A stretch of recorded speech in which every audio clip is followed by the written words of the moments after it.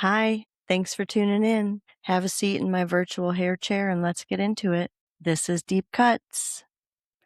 The daily deets for today.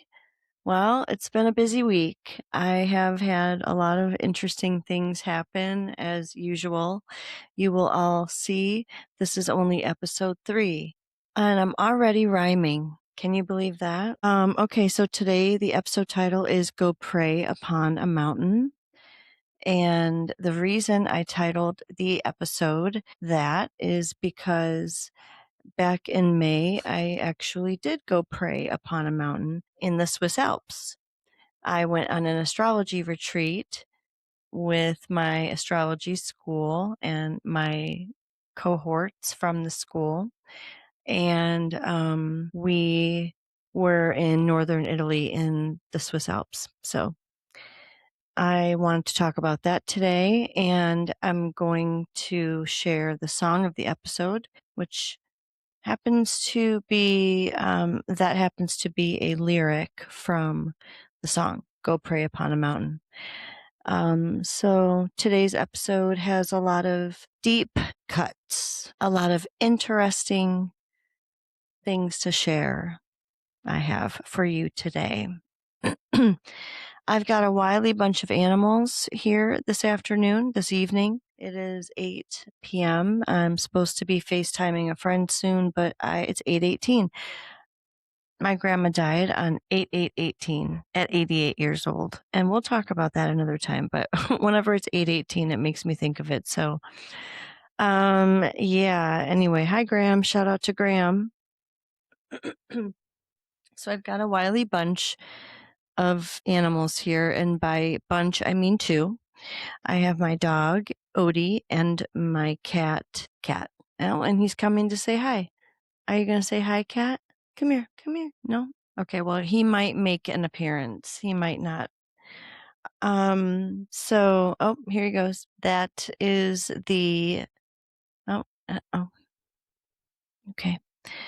Uh, And I'm not really sure what's going on with Odie, but he's very excited. I think he thinks someone's coming over, which is sorely mistaken because no one's coming over.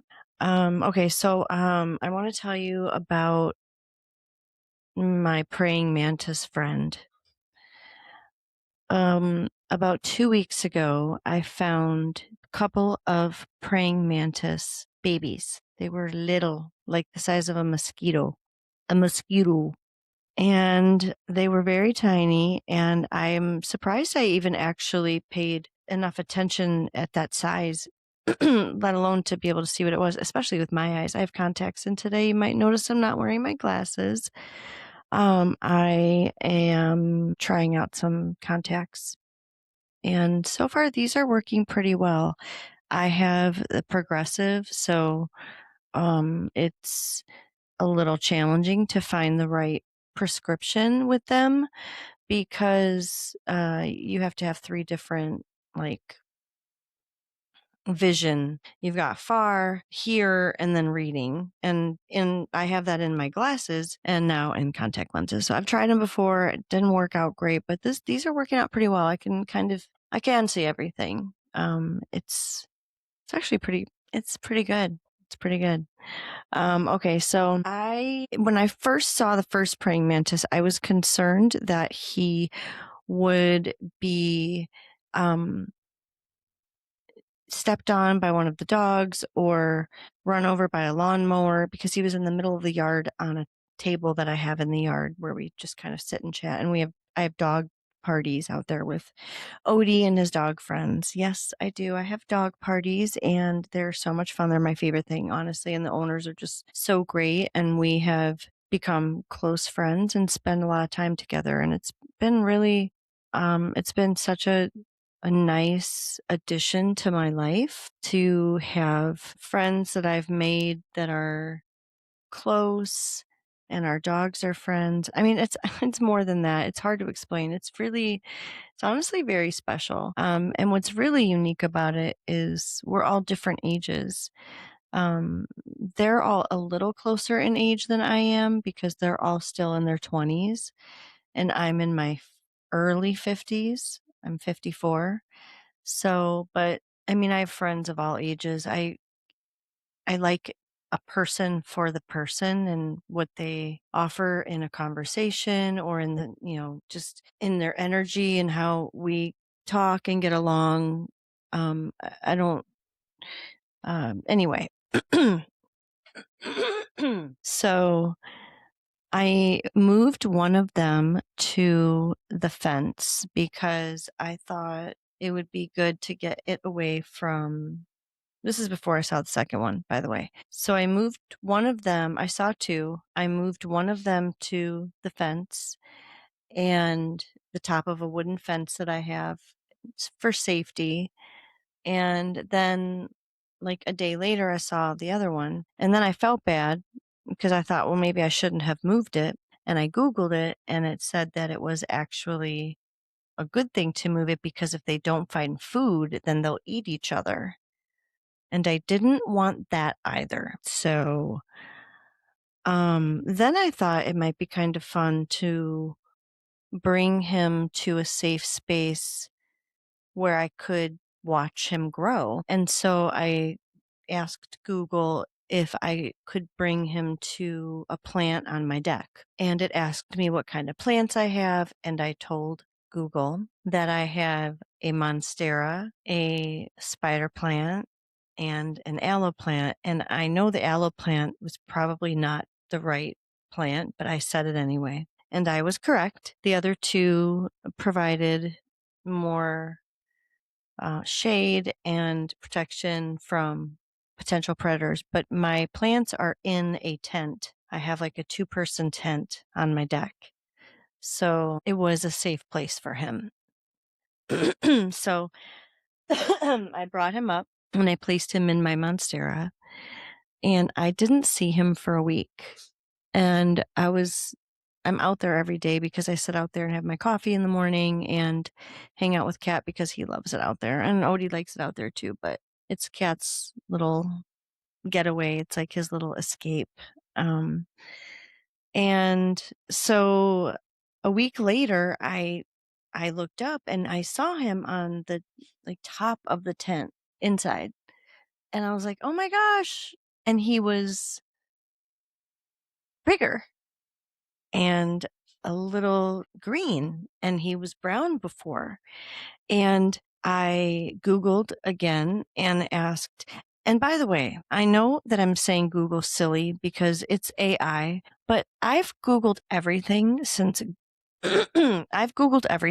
Google became a thing. So I guess that I've always used AI in some fashion, but it is a little different now because it kind of talks back, doesn't talk. It responds to me in a way that seems like I'm having a conversation. So I do notice the difference. I'm still doing the same thing. I feel like I'm still getting the same answers, only they're coming to me more in the form of like someone's telling me. And I mean, I kind of like that. I'm not going to lie. It's kind of funny. I tell you, it's helped me with ants in my apartment because I was Googling, like, how do I get rid of these little tiny ants? And it gave me such a solid plan and it told me how to, how to do everything. And I followed every step. I bought exactly what it said to buy. And then I did all the things. And it wasn't just putting out some traps and, mopping the floor and starting fresh. I cleaned the floor with soapy water and then half vinegar, half water. And then I bought a gel, like a professional grade gel that I shot into the cracks all around my coach house. I live in a small coach house, so I'm up. So I'm sure there's all kinds of creatures crawling around these walls. But so I injected this gel and I haven't seen an ant since. And I was seeing them every morning since summer started. And I have animal food on the ground that I was having to pull up and put into the fridge. And I don't leave, it's not messy, it's not dirty, it's not out. But Cat, I'm going to tell you, he's a little bit of a pain in the butt. He is hungry all the time. So I like to just leave the bowl out. But when I had to, yeah, I'm talking about you. Yeah.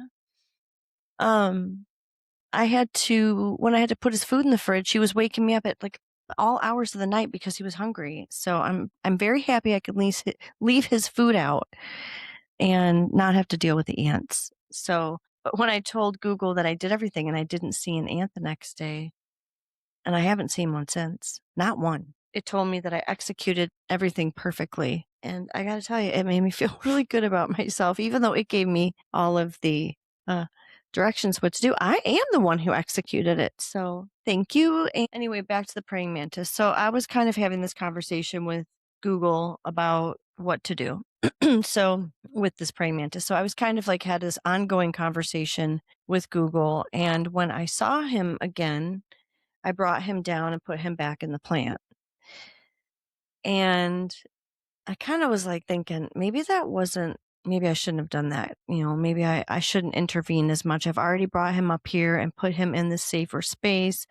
It's been a week. I'm now seeing him. He's molted, which Google said he would go through I think 2 molts. And so when I asked Google if I did the right thing by bringing him down, it told me probably not. Like it wasn't like anything major, but like, I should probably just let him go. He's probably looking for food. So meanwhile, this praying mantis, I put him back in the plant. And while I'm Googling this, I see him now. He's marched up to the top of my little Buddha statue that I have in my Monstera plant. It's just like a volcanic rock Buddha statue.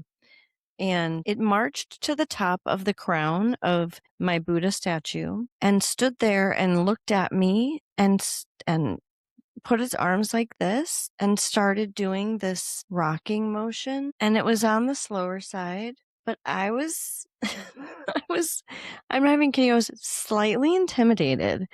I was like, I think he's pissed. I think he's yelling at me. And so I asked Google, and by asked, I mean I typed it. I asked, is he potentially yelling at me? And Google said that he absolutely was giving me a piece of his mind with the praying mantis dance, telling me that he had spent all that energy getting to the top of the plant. And I brought him back down. So I have video of him doing this praying mantis dance, yelling at me. And it is so funny. And I felt so privileged to have seen and witnessed such an adorable display, of nature. Albeit I was getting yelled at.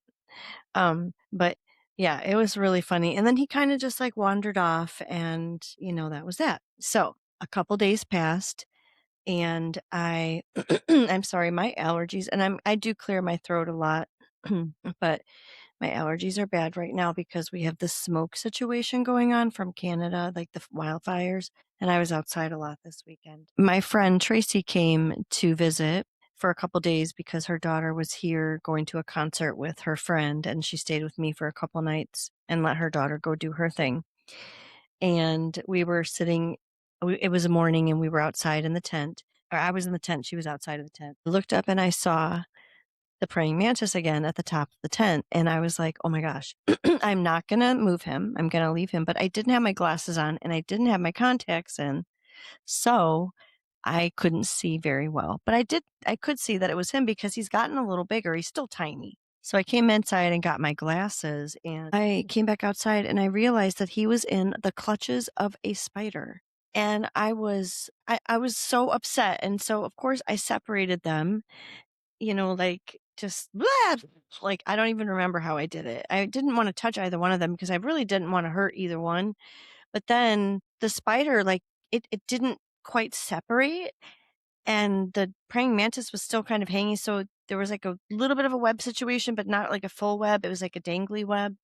And the spider came like at him again. I was like, what the heck, man? And so I actually had to kill the spider. I was so upset. I'm sorry. I know, but trust me, it was like a choice I had to make. I could have left it alone. Some of you might have thought, I think I should have left it alone. Frankly, I don't really care what anybody thinks. I know that in the moment I did what I did to save my friend, period. And he was hurt. I Googled it, what happened. I told Google what happened, and he asked if there was any fluid coming out of his body, and I had gotten a paper towel and laid him on it, and there was no fluid coming out. So he didn't seem to be injured in that capacity, like that way. But he definitely was hurt, and I think he might have been injected with whatever poison the spider had.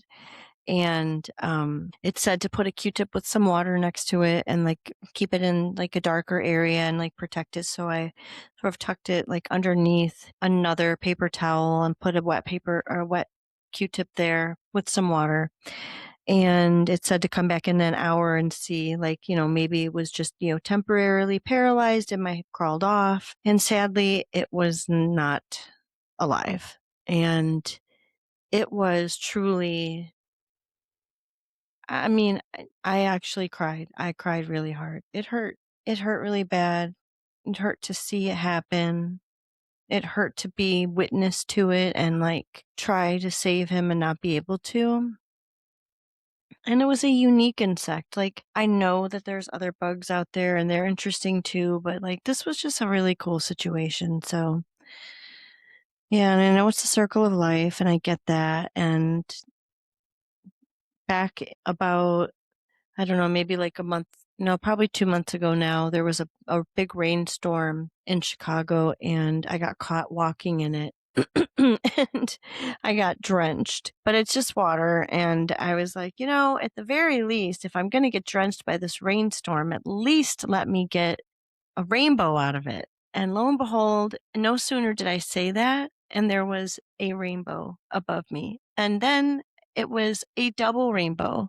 I have pictures. I need to make note to post those with all the other pictures I'll share. I'll share pictures of the praying mantis and, from when I met him all the way through our whole little relationship and then, the end. But I returned him to where he ruled, my little Buddha king, climbing to the top of the crown of the Buddha. I mean, it was just so cute.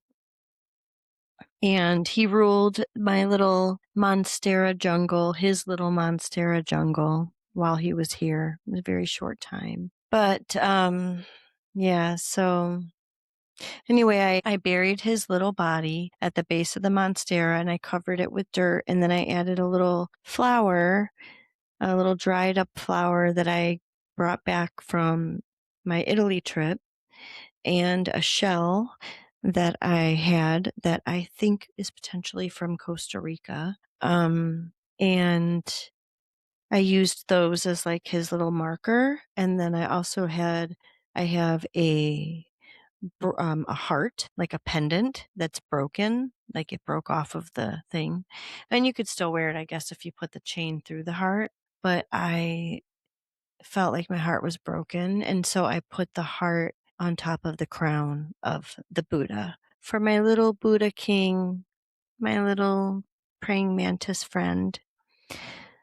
And that was such a cool experience. The day that I saw the double rainbow, when I came home, I saw a robin in my yard and there was a worm and he was trying to, get it. And so I was trying to take a video because it was so funny just seeing him like try to get this worm. And I actually caught him slurp it up. It was really, I couldn't have planned it better. And then like a couple days later, I saw a crow on my landlord who lives in the front house on his deck. It was a big crow. I actually saw 2 crows today. Huge, huge crows. And Odie was out there and I was like, oh, I was a little nervous. This crow was like going to like take off with Odie, but it didn't because instead it swooped down and picked up a dead robin and took off with that. I did not get a video or a picture of that. Kind of glad I didn't because it was insane. I was like, whoa. And it was just like this whole crazy circle of life situation. So, and here we go. Here we are. Praying mantis, spider. It's just so, yeah. That's the Daily Deets. The song of the episode is Wash Your Spirit Clean by Walela. They are a group of Cherokee women. It's their sisters, 2 sisters, Rita Coolidge and Priscilla Coolidge, and then Laura Satterfield. And it's from 1997. It's from the self-titled album Walela. It's Walela. I think I'm saying it right.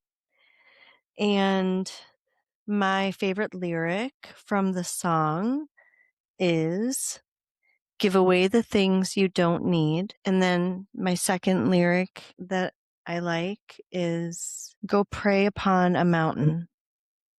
Go pray beside an ocean and wash your spirit clean. Be grateful for the struggle. Be thankful for the lessons and wash your spirit clean. So I really love those lyrics. I love the song. I love the entire album. It's a really nice album to do yoga and meditation to. It's just a really beautiful. Their voices are really gorgeous when they harmonize together. Just a lot of energy and power that I just feel when I listen to it as well. And then the bonus song is called Warrior. And this particular song makes me feel really powerful when I listen to it and really connected to what I believe is potentially a past life in the Native American, potentially Cherokee tribe. The reason I chose Wash Your Spirit Clean is because the story that I'm going to tell today, the story behind my mind, is about my trip to Italy when I went on the astrology retreat. It wasn't really a retreat. It was a more of a gathering for our school and for those who could come that go to our school. And there was about 30 of us, and it was really spectacular. When I went to Italy, I feel when I tell you the story, I will explain how I washed my spirit clean while I was there and I prayed upon a mountain. My favorite lyrics from Warrior feels like I'm dancing with truth and wisdom, precious rhythm. You are my guide. These days are sacred. My heart is humble. O warrior, show me the shining light. Can you hear me? I can hear you far beyond the tracks of time. Can you feel me? I can feel you. Feel the power inside my life. And that last part is got this thunder rumble that's just so powerful. The part where it says, can you hear me?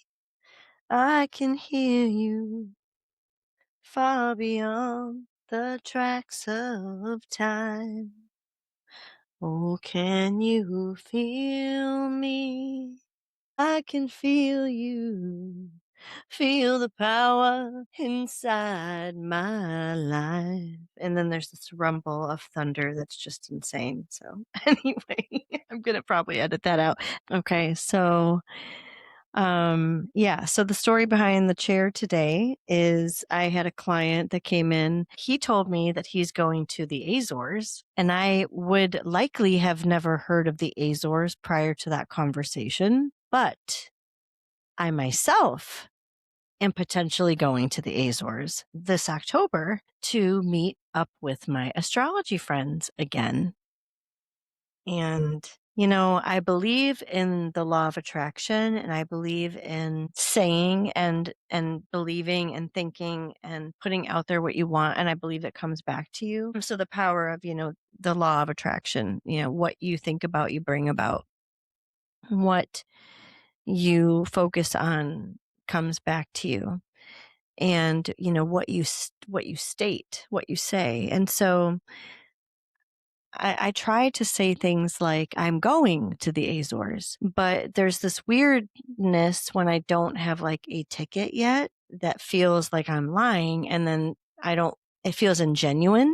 And then I feel like that's not powerful. So I'm still working through that. So, anyway, I'm going to the Azores. How do you like that? I'm going to the Azores. I'm going to make it happen. That works. I'm going to make it happen.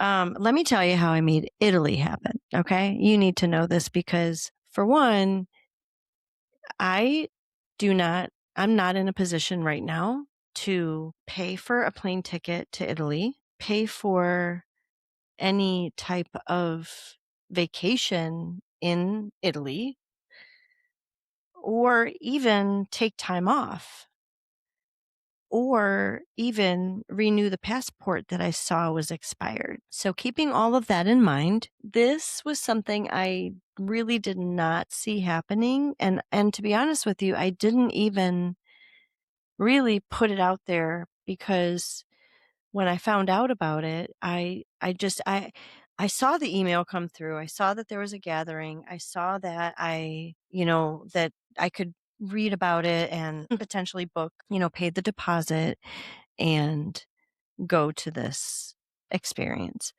But I didn't look at anything because I didn't think I would be able to make it happen.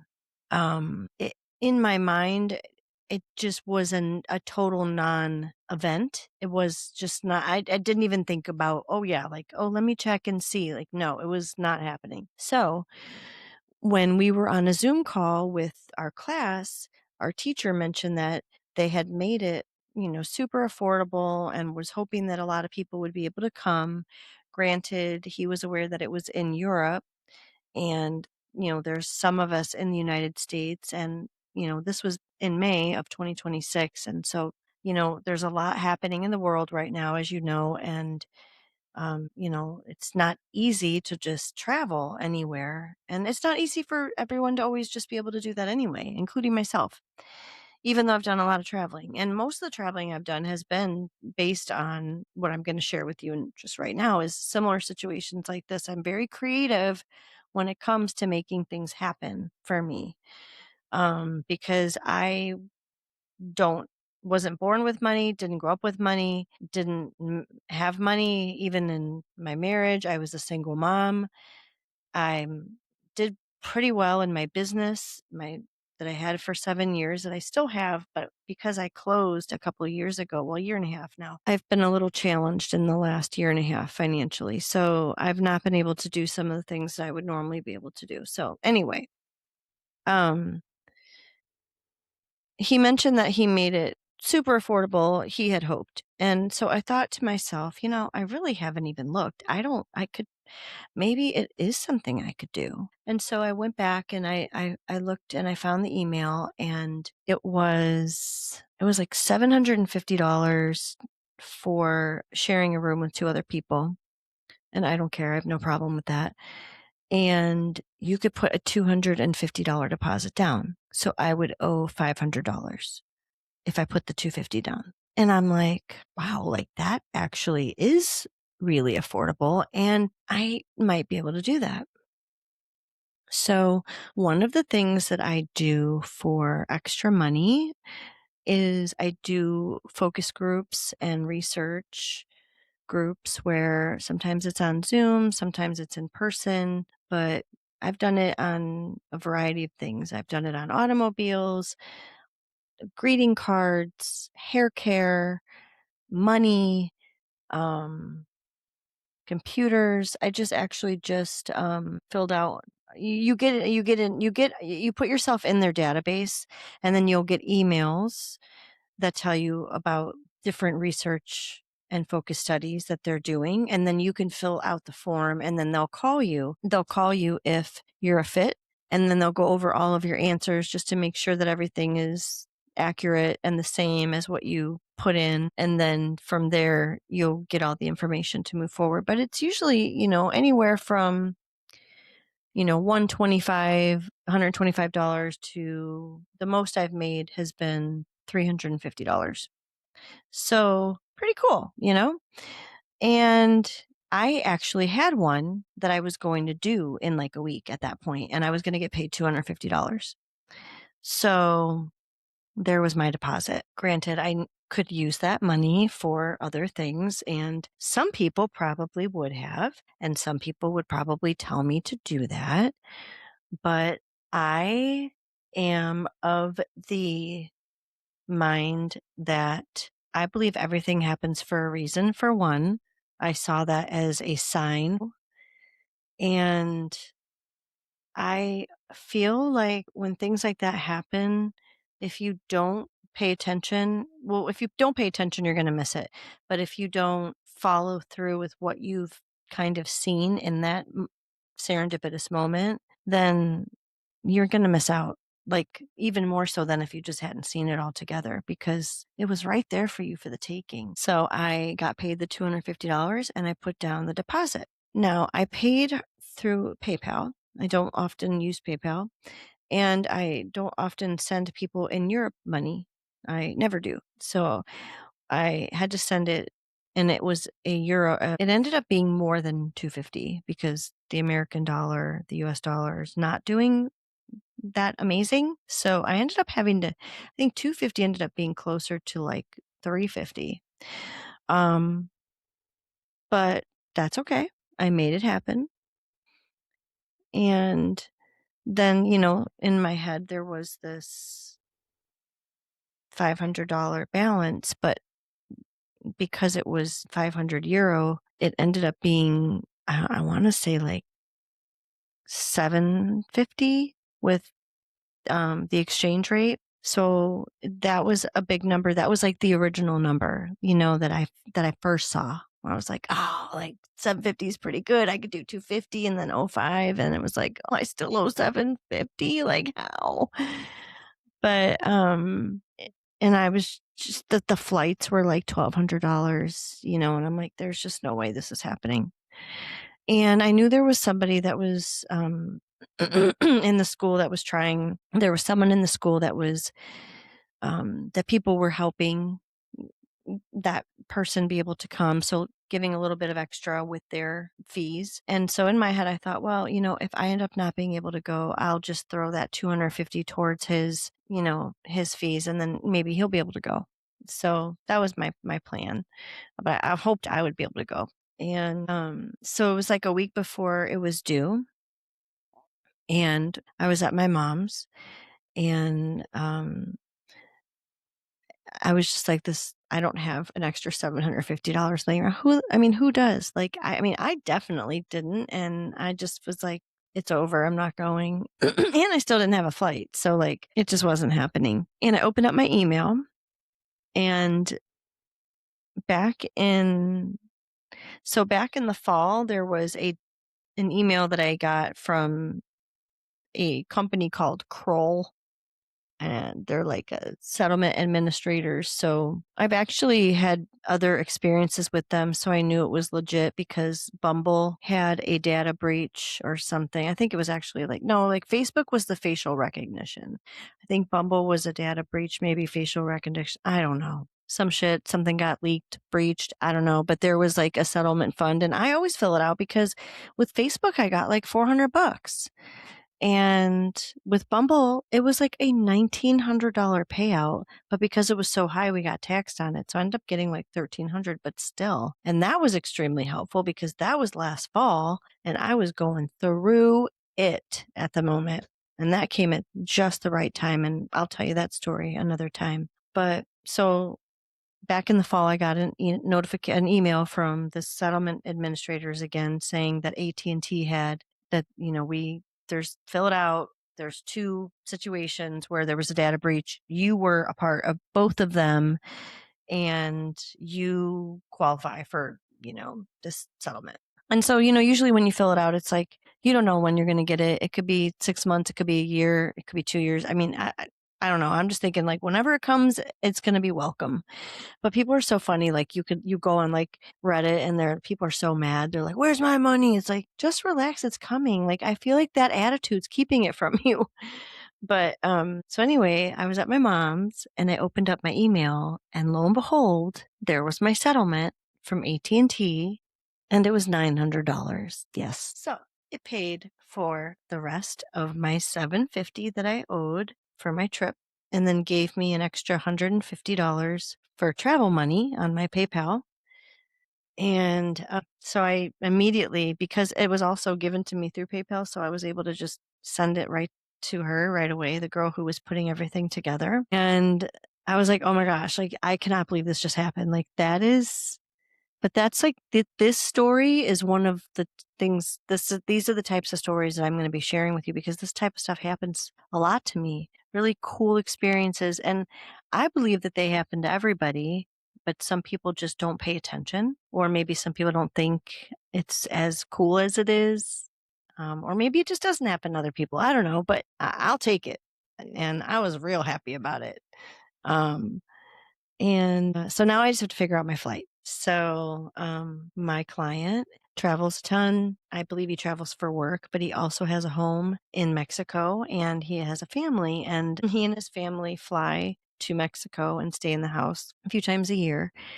And so I just thought, maybe he has some points that he would potentially be willing to trade for haircuts because, I do hair and I've been doing his hair since probably 2010. So 16 years. I mean, I've watched his kids grow up. I mean, I actually was doing his hair before he even got married. When they were dating. Shout out to Justin if you're listening. My amazing client that just is so kind. And anyway, yes, he was down and he not only did he trade me the miles for haircuts, like, I'm going to do haircuts for the miles. He booked my flight for me. He like set it all up, made sure I was there on, like checked in with me, made sure I made it safe. I mean, I feel really very blessed to have the clients that I have. And that's why I know that, I'm always in the right place when I'm in the right place. And I'm so grateful for the clients that I have, but I'm especially grateful for the ones that have stuck by me for so long. And especially grateful for the ones that do crazy, out of the box, kind, wonderful things like this for me. So thank you, Justin. Thank you for helping me to make this crazy, amazing experience happen. Which here we are so far into the episode already, and I haven't even told you about my Italy trip, and it's quite lengthy. So I'm feeling like I'm gonna have to just go in. I flew into Milan, and one of the gals from the astrology gathering picked us up, and she was adorable. And the drive was so crazy and so cool. And it was so beautiful. And this property was really unique. And it was called Santro Diompio. And I would recommend you Google it. I can add the link somehow. I'll figure out. I'm still figuring all this out, you guys. I'm the talker. I really have like the ideas. I have the stories. I love like I'm a hairstylist, so I'm all about like the creativity aspect of it. And I'm a writer, and I like to take pictures. And I'm actually, I think, pretty good at taking pictures. And I have crazy experiences to share, and I like to talk. So I'm hoping that eventually, you know, somebody else will do all the other stuff and I'll just be able to do this. And like, I think this works for now. I mean, this is my house. So I'm sitting actually at my kitchen table. I moved things around. Aiden. It's my daughter's boyfriend. Yeah. So this is my desk behind me that I bought fairly recently off of Facebook Marketplace. It's a Crate and Barrel rolling desk. Now you're seeing the back of my hair color. It's terrible. I need to do something with it. But I'm trying to just leave it alone for the first time. I'm obviously always doing things with my hair. I'm always changing it, always cutting it.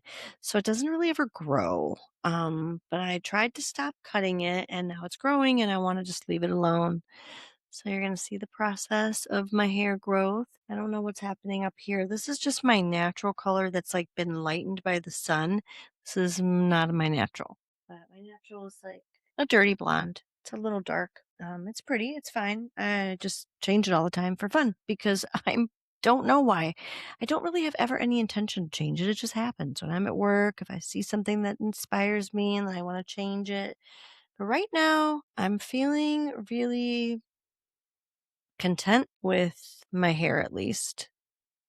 Just so this space, this really special place that we all gathered at was in this it was created by this man who's in his 80s now, I believe he said.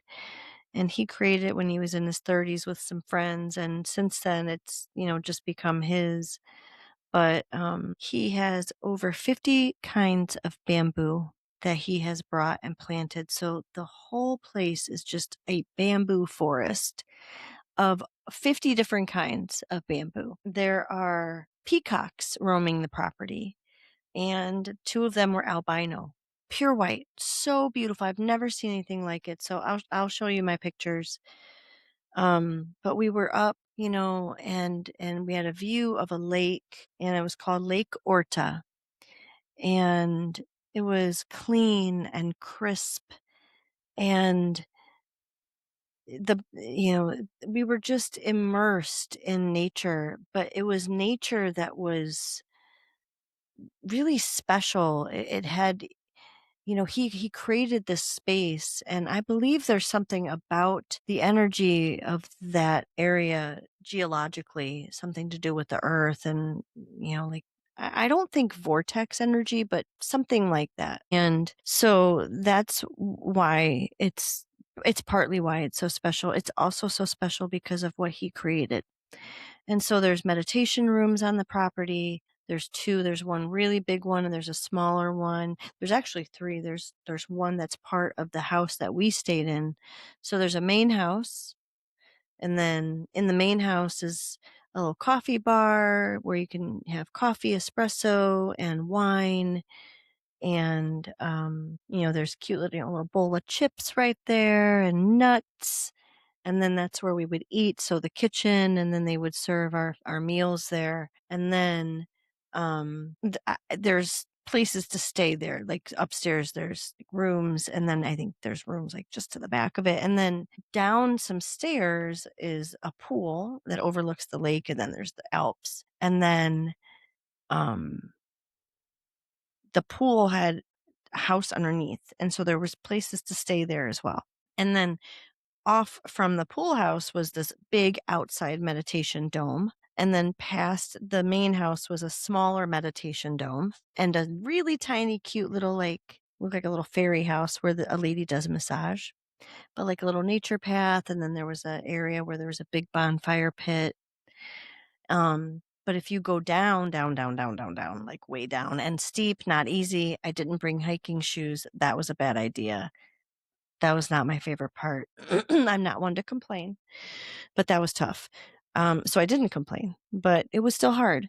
And so the other place where people stayed, which is where I think this was the house that had like the rooms where like 2 and 3 people stayed together, which is where I was the more affordable option for me at the time. And honestly, I didn't care. I didn't care about sharing a room. I didn't even care about sharing a bathroom. We shared bathroom. There was like 4 stalls, and then there was like, showers, and you share the sink area, and it's like a whole, like, it felt like camp almost. Um, I did not mind any of that. I didn't even really mind sleeping on the mattress that wasn't super comfortable because I did bring my pillow, and I have to have my pillow. I just brought my little travel pillow, it's called Pillow Cube, the Pillow Cube. And the regular pillow is more like a pillow rectangle, but the travel pillow is actually a pillow cube, but it's like a square cube. So when you lay your neck on it, if you're a side sleeper like I am, it's just like a perfect little, so you don't have a sore neck when you sleep. And I was really struggling with, I have arthritis in my neck, and I have cervical spondylosis. So I have no curve in my neck just from doing years of like doing hair and like just being like this. And I was also going through menopause, which I did not know at the time. Thank you very much, doctor, who didn't want to do any checks on my hormones. I did not know that this neck pain, this excessive pain, the frozen shoulder that I went through, like, I literally thought I had long COVID. I thought I had fibromyalgia because I went through the rheumatoid arthritis. They couldn't figure out what the hell was wrong with me. Turns out I was going through menopause. Okay, so we'll talk about that another time because I don't want to go there right now. But anyway, that's why I have this pillow. But I've since kept the pillow because I love it, and it's very comfortable. So anyway, sleeping in, this separate house, it wasn't any of that was difficult. What was difficult was that we had to climb a lot and like steep, like hiking to the main house.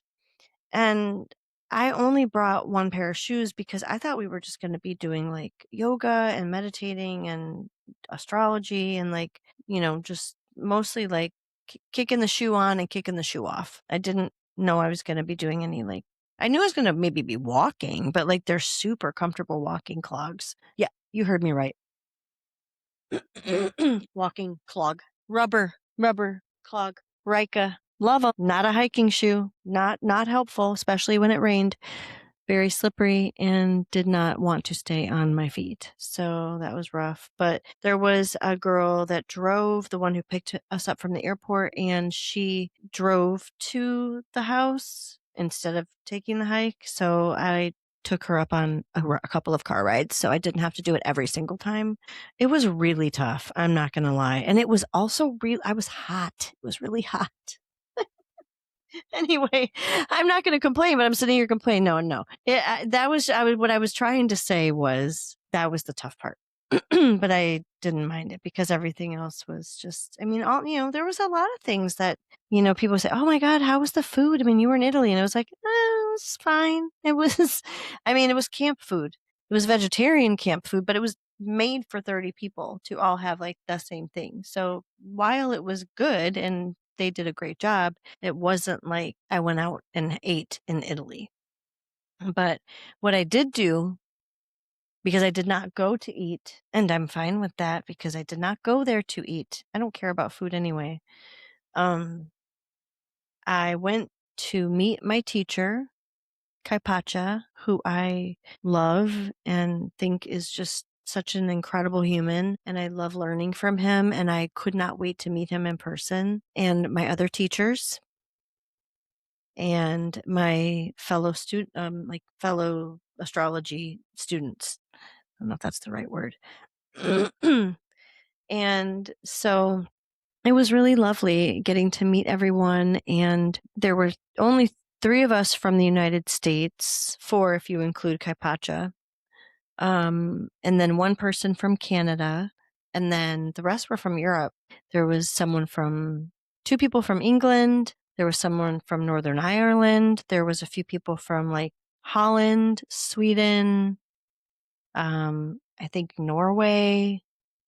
I mean, it was just so cool being around people that I didn't know at all outside of astrology and getting to know them and learning more about astrology at the same time. And then also, in addition to that, there was time created in this calendar of like a schedule that we had where, whoever wanted to share something that they share, like some people taught yoga, some people did art, some people did qigong. There was a lot of movement, a lot of body movement. There was a lot of breath work. There was a lot of yoga. There was a lot of art. There was a lot of music. Someone did a beautiful sound bath. I mean, my God, you can't imagine how incredible this was. Each day was so special. Each creation by each person, each experience, each hour was something I will never forget and changed me in every way. And being in that space changed me, I feel like, on a level I can't begin to put into words. The experiences that I had in that place I've had a lot of very spiritual, insane experiences, but what I experienced there, it was second to none. And I've experienced some pretty powerful spiritual awakenings and experiences in Sedona and in Colorado and in Hawaii. And this was something different.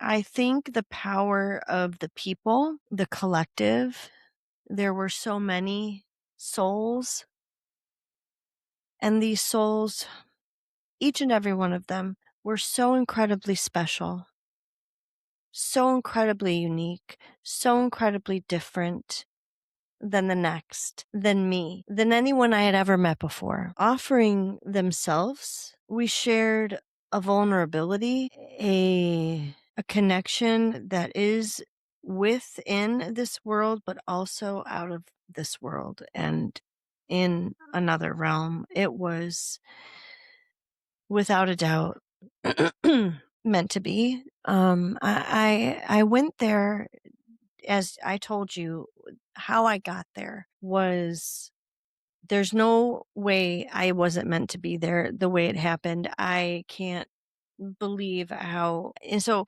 I was trying to figure out while I was there why I was there. Why am I here? What am I here for? And aside from making new friends and connections and having really powerful moments in nature and with the peacocks and finding heart-shaped rocks, which I find and look for and find, and feathers from the peacocks. And there's so much that I want to share from this experience. I feel that it's not possible to share it all in one episode, but I'm going to try.